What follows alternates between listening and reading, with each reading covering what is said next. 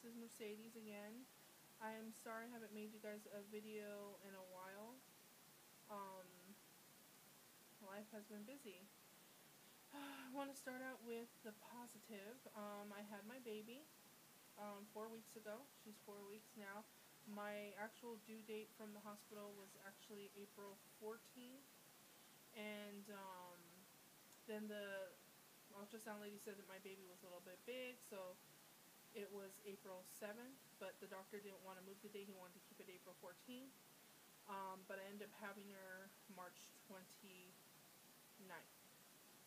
because I had preeclampsia. So I went in for a doctor appointment on Tuesday, and they said my blood pressure was high, my legs were swollen, so they wanted to go ahead and induce me. Now, before I tell you all the horrifying things that I went through, I do have a beautiful daughter. Her name's Morissette Eve, and she weighed 8 pounds, 3 ounces, and she was 18 inches and a quarter in length. So, pretty big baby, and I ended up having a C-section after all. Again, I want to thank you guys all for subscribing to my YouTube. I'm sorry that I haven't kept you guys updated. I should have. If you guys have any questions, please let me know, and I'll try to answer them as best possible. Because I know I didn't update you guys through, like, I think 32 weeks all the way to my 37th week. So if you guys have any questions, let me know. But I'll go ahead and let you know about what happened. After they took me in on a Tuesday, and they wanted to induce me, the doctor said that I could probably have a natural labor. So they tried for 3 days, Tuesday, Wednesday, and Thursday, to induce me. I was there in the hospital, and it wouldn't work. They tried different methods, and it just didn't work on me. And I felt like I went through a lot of humiliation because they had to have different people check my cervix to see how much I was dilated. And I guess because I'm a big girl, my cervix is really high up in there. So it was very painful to have people checking my cervix, and I think just something I don't feel like I should have went through. I think I should have just went ahead and had a C-section, because that was all done for no reason. Because the doctors thought I can have her natural, but once I felt like if in that day I didn't dilate, that I should have had the C-section the next day. But they tried 3 days to dilate me. So for 3 days, about maybe 4 people a day were checking to see how much I was dilated, and they had to, like, really reach up high, up in me, like almost putting their whole fist in me. So it was something that I don't know. I guess it's everyone's own decision on what to do. But if I knew I had to go through all of that pain and humiliation, I'm very comfortable with my body, but it just was unnecessary. So I feel like I should have had the C-section a lot earlier. Friday is when they finally said, let's go ahead and get the C-section done. So we went ahead and did the C-section. They had me on a couple of blood thinners, just for blood clots. They had some foot things that vibrated on my feet and legs, so I wouldn't have blood clots, even though they were bothersome. They're there for a purpose, because with C-sections, you are more you can get blood clots. So just make sure, even though they're uncomfortable, you still wear them. When I first went to the hospital, they had me on a bed that was very uncomfortable, and it was horrifying. And I told my mother, I'm like, it should be illegal for someone to be on this type of bed, because first of all, it was too small for me. It just was horrible. Finally, one of the nurses came in and said, this is inhumane. Let's get you a bed. So they went ahead and got me a different bed. I guess it was a spanking brand new bed, because no one in the hospital knew how to use it. I had a remote, whatever. So fight for your rights, please. because that's what I had to do. And finally, when I complained to the nurses, they finally did something about it. So fight for your rights. Always stay strong. Don't trust your instincts. I think, because I think I should have trusted my instincts and went ahead with the C-section a lot earlier.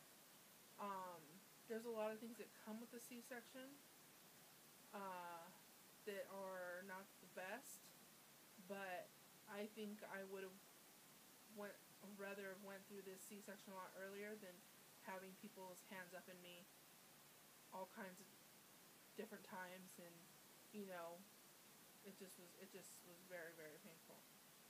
Um, what else do I have to say about all this? Okay, so then they went ahead and gave me the epidural, and I think that the epidural was probably the most painful thing that I ever went through. So, all I can say is for this, you're either, if you get an epidural, if you have it natural, or an epidural because you're having a C-section, I think that just prepare yourself to be as comfortable as possible, and also to get your mind frame somewhere else. That's what I had to do. I had to pull myself from that situation and meditate and just put myself somewhere else, because it was very painful, and especially for being a bigger person, it was going to be a lot harder for them to give an epidural to keep me awake while they gave me the C-section, because they didn't want to put me under, because it's a lot more on a body when you are put under than just having that epidural. So I did not want to be put under. What happened if I didn't wake up? I just rather have been awake.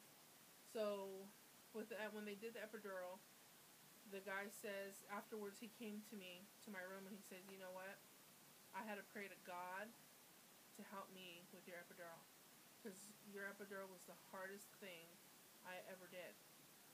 So for being overweight, plus size, the epidural is a lot harder. Yeah, so just prepare yourself, that's all I can say. And just make sure you just think about something else. I was just thinking about a world with, just put myself somewhere else and thought about beautiful, wonderful things. Okay. Oh, and I also held on to a nurse. Usually someone will put a pill in front of you, and you'll hold on to a pill and lean all the way forward. Well, a nurse was there, and she knew that I just needed to hold on to someone, so I just wrapped my arms around her and went all the way forward as best as I possibly could, and I was sweating. I mean, there was sweat dripping, because you don't want to move when they're doing the epidural. And he said that I was a good candidate because I didn't move, scream like some women do. And I just was trying to stay focused. And the thing that made me stay focused was having my daughter. And just thinking, I need to do this for my daughter. I do not want to go under. I do not want to go under. I do not want to go under. So, after they did the epidural, they went ahead and started the C-section. And once they started the C-section, I started to get a little nauseous. So I did vomit a couple times. And my husband was right on the right of me. And literally it felt like 5 to 10 minutes, they said the baby was coming out. The baby came out, was healthy. Everything was wonderful. So then they went ahead and sewed me up. They didn't put any staples. They put those stitches, the ones that dissolve, and then they put like tape, little pieces of tape on there that stick really good. I forget what it's called, but it's some type of tape. And then after that, I went into recovery, and they had to, because I vomited on myself again. Once we left the room, I was getting really nauseous, and I vomited all over my shoulder and my gown. So the thing is, when they have you under the anesthesia, not the anesthesia. When when you do the epidural on you, you can't move. So I couldn't move my legs or anything for them to take the sheets off. So it was kind of like my husband, they had to roll. It just was a weird situation. So try to make it into the little bags they give you if you do get nauseous, so you don't have to go through all of that because you're using your just so horrible. I just personally, I'm so happy to have my daughter, and I think no matter what, everyone should experience having a child at least once. But honestly, I could never have a child again. I cannot go through everything I went through. And a lot has to do with being plus size and being overweight. So, if you're thinking about having a child, just be prepared that there's a lot that comes with it. And if I ever think about maybe having another child, which probably won't ever, because I'm already 30, I will have to lose a lot of weight because it is just too much. It's just really too much. After the surgery, the recovery is it's been 4 weeks and I'm barely recovering. They have me on Percocet.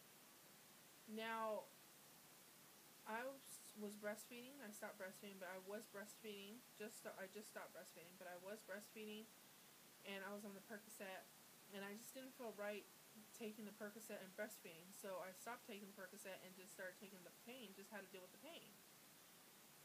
So, with mine, C-section, everything was going great. I left the hospital. I think they had me in there for 4 days after. So I was total in there for a total of 7 days in the hospital. Kill myself. But anyways, I'm not trying to scare you guys. I'm just trying to tell you the truth on. I wish somebody told me, things that I would have to go through. But there's not a lot of people out there that are so, really overweight.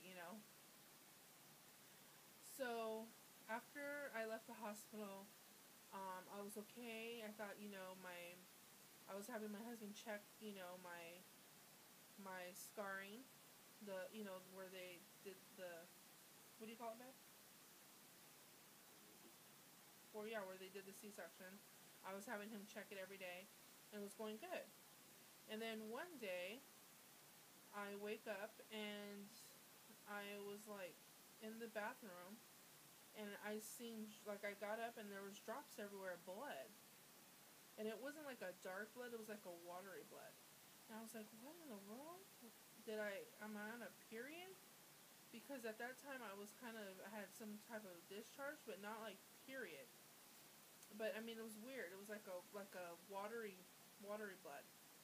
And I was just like, what? It was all over. I kept walking, it was just dripping everywhere. So my husband's knocking, he's like, you been in there for a while, are you okay? And I'm like, I don't know. So I went into the shower. I said, I have to take a shower. So I went into the shower and had a doctor appointment that morning. And I think it was 4 or 5 days after because they released me on a Monday, and then my doctor appointment was on a Saturday, I believe. So it ended up being that my incision was leaking. So I got freaked out, and I called my doctor. They said, just go to emergency. They didn't even let my doctor know. So I went to emergency. They try to pick the little, where it was leaking, they try to pick it open so they can press the rest of the whatever else was in there. So they couldn't really get it open because it was really tight. So anyways, they called my doctor, and they told my doctor what was happening. My doctor says, leave her alone, not stitch it back up, tape it back up, just put some tape, and then basically go into my doctor appointment. So I went to my doctor appointment, and my doctor said, don't ever go to the emergency if your incision was bleeding, because what they do is they try to open it to take the rest of the whatever else is in there, and then they end up having to put a little, I forgot what you call it, but something that you're going to have, like a little, oh my god, I wish I knew all these medical terms, but I don't. Do you know what it was, babe? What they're gonna have to put for it to leak in? Okay, we don't remember. But they were gonna have to put this little thing, this little tube that was gonna come from the incision, and it was a little packet that would have to be with it, and it would leak into this thing. And for months and months, I would have to have that. So my doctor said, don't ever let them touch it or open it, because that is the worst thing that can ever happen to someone's C-section. And when you go to emergency, that's the number one thing that they want to do. So thank God they didn't open it. But she was trying, she just couldn't get it open. So, just a suggestion, don't ever let that happen. So my doctor, all he did was tape it back up, and he says, okay, your incision is going to be leaking. So, that's okay, because that's getting all the fluid out, all the stuff needs to come out. That's fine. I'm like, this is crazy for an incision to be leaking, but my doctor's awesome, and I trust him. So what I did was I got because my incision is about this long, babe. It's about this long, about 6 inches long.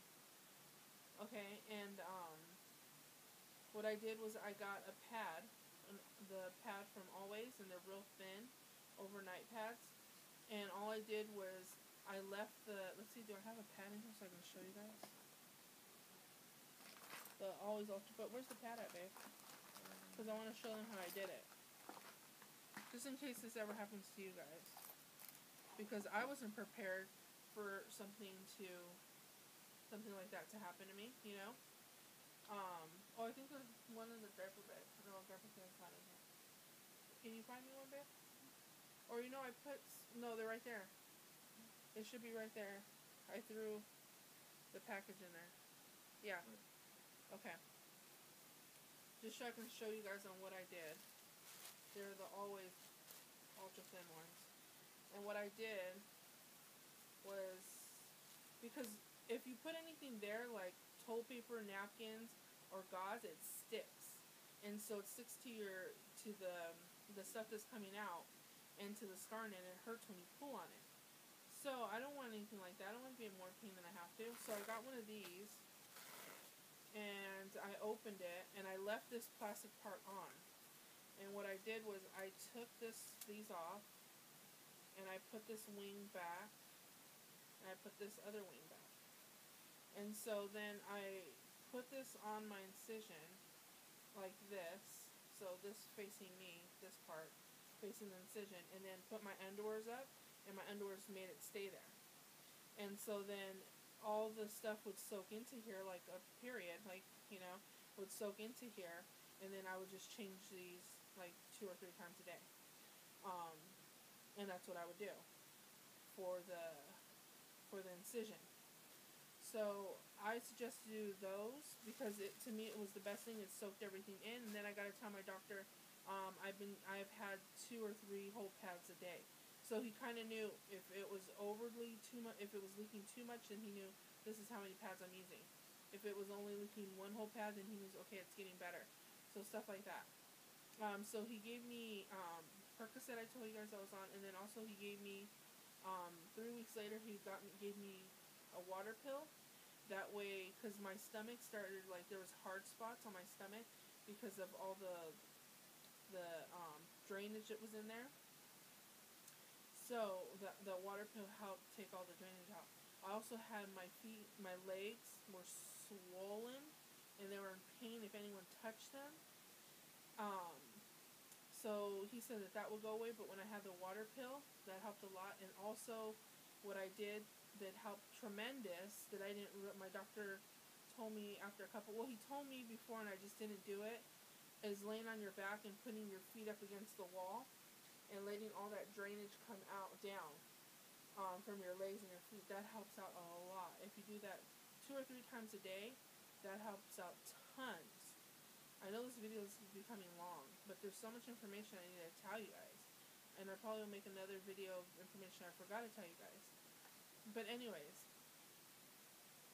so that's a lot of things that I had, and also because of the epidural, anytime and even till this day, it's not as much, but when I breathe, or I get the chills, or I get scared, or I move a certain way, like all nerves from my spine and my feet is like a sh- like a shock. It's not painful, it's just annoying. So my doctor just says that's just something that comes with it. And right now it happens still, but it's not as bad. The shock isn't as bad. It's just very light, like a more like a wind. So that's something else I experienced. I also got carpal tunnel while I was pregnant, and it actually, my doctor said it was supposed to go away after I had the baby, and it's actually, the numbness out of my fingers is all gone, but now in my wrist has gotten bad. And actually today it didn't hurt, hasn't hurt me today, so that's weird. Because usually I wear a brace, so I don't know. So maybe it might be going away. I'm not sure. I'll keep you guys updated on that. But anyways, I bought a brace for my wrist, and that works out tons. Also, another technique, real quick, since I have it right here, for breastfeeding. When I was breastfeeding, I was leaking all the time, and I went to Target. I bought all these things not to leak or whatever. Best things in the world. I know I'm always using like different kinds of pads. This is the panty liner. Put this on my nipple, and no joke, it will not leak out of this panty liner. It will leak all up in here, and then when it becomes filled, throw it out, put a new one. Okay? I was paying way too much money for all these other ones, washable, whatever, and it just wasn't doing anything. Panty liners for breastfeeding. There's so much more to say. So yeah, I will show you guys my daughter right now. I'm gonna have my husband go get her. Babe, look at the baby. I just want to show you guys how she looks. Oh, my sister undressed her. So I'll show you guys another day how she looks, because right now she's just in a onesie. I want you guys to see how really cute she is when she's dressed. So next time I'll show you guys. But this is all for my video. I will try to update you guys on a lot more stuff. I hope this helps out. Just a couple updates on what was happening with me. So please leave your comments, questions. I'm sorry I'm kind of going fast because I'm dressed today, so let me make a video. Okay? So thank you guys for watching. I really hope this helps. Thank you for subscribing to my videos. I really do appreciate it. I'm sorry that I haven't got back to you guys. Again, thank you. Take care.